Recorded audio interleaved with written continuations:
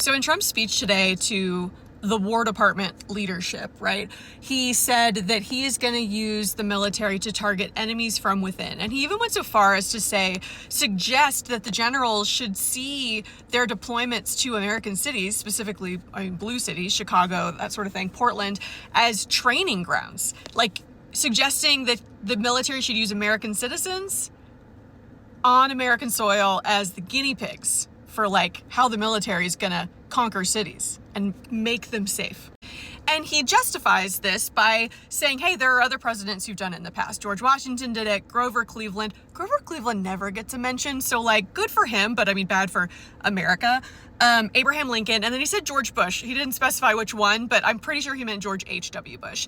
And I hope that if you were watching that speech live and he started listing out presidents, I hope that you thought of me and were like, Emily's been summoned. I perked up like a meerkat and was like, what?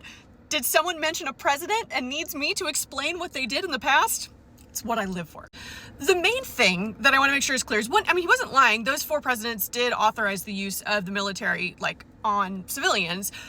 The big difference here is like it was for a very specific sort of rebellion or insurrection or strike or whatever. So the difference and the scary thing about what Trump is saying, among other things, is that it's just for this wide problem of like crime, and he's being very vague about what the actual problem is. So like Washington, in I believe his first term, sent out the troops to subdue the Whiskey Rebellion, which was like isolated to kind of one part of Massachusetts, right? It was over attacks on whiskey. They were trying to raise money after the Revolutionary War.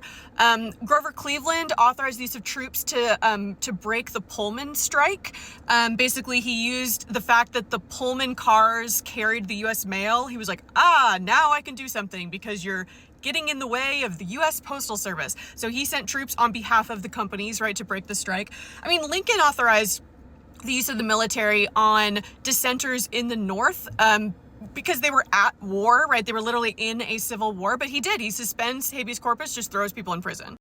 And then George H.W. Bush deployed the military to restore order during the LA riots. What is important for us to know about those 4 examples is that, again, they were very limited, right? It was a very limited cause, except for Lincoln's was a little broad. Lincoln did kind of, he threw some of the Constitution to the wind for a little bit. You could argue, well, we were literally in the midst of this deadly civil war. So like you understand why he did it, but still. But the other 3 are super limited. It's like one specific event in one specific part of the country for a very limited amount of time. What's scary about what Trump is doing is he's just pointing and saying, there, all these places are scary. And because they're scary, I get to send the military. And like, as Taylor would say, how does it end?